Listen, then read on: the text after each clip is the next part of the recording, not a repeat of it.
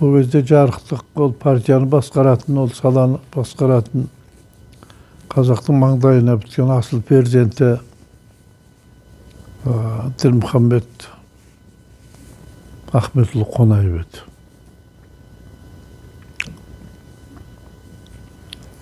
Сол бюро бекітеді екен, сол мен алдымен сол бюро қарайды бекітеді деген күні түске дейін мен Димекеңнің алдынан өттім.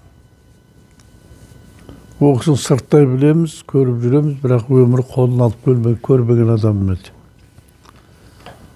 Сол енді әбіржейміз ғой, қалай дегенменен ол кісінің кеңсесіне кірудің өзі бізге бір үлкен дәреже болатын, жаспыз ол кезде. Сонан мен есіктің алдында хатшы қыз кіргізді. Кіргенімде кабинет ұзын екен. Соны ортан беліне дейін келіп, Мырзатай шырақ кел, төрге шық деп қолымды алды.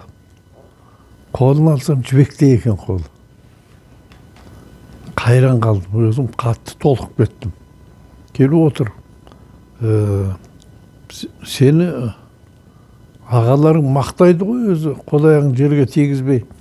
Мен бір үлкен бір садиқалы кісі ма деп, сен өзің әлі студент сияқты екенсің ғой дейді.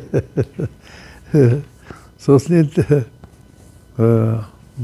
сен енді бюро қарайды бүгін, түстен кейін бюроға келесің. Мен көрейін өзіңді, әңгімелесейін дегенім ғой, бүгін шақырып келгенің дұрыс болды.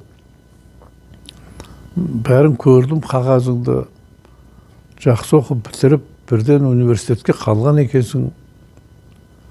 Содан бері үлкен абыройлы жұмыс істеп келе жатыр екенсің, өте қуаныштымын. Абыройлы бола бер. Ал енді қалай мынау? Талдықорған пединститутына жіберсек деген ұсыныс түсіп жатыр. Барғың келе ме деді. Мен айттым, мен дағы қайдан білейін, сондай ұсыныс болды. Егер жіберіп атсаңыздар, қолымнан келгенше аянбаймын ғой, жұмыс істедім.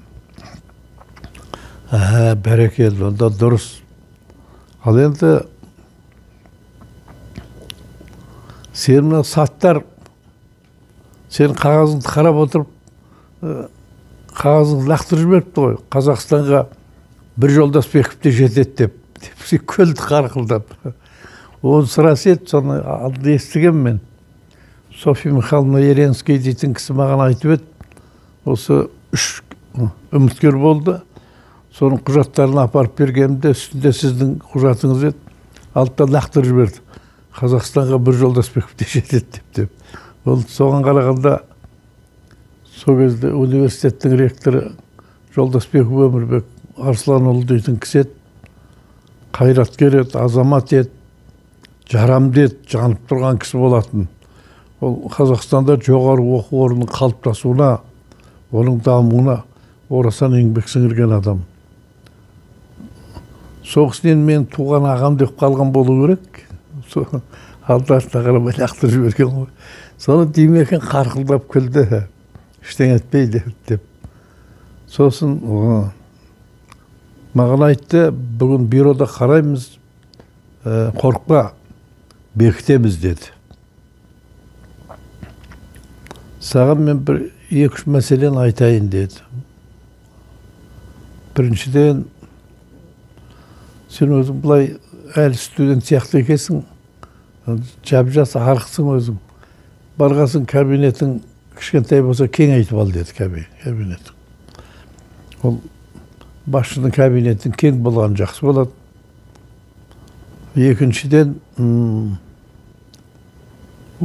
уәде берме, уәде берсең орында деді.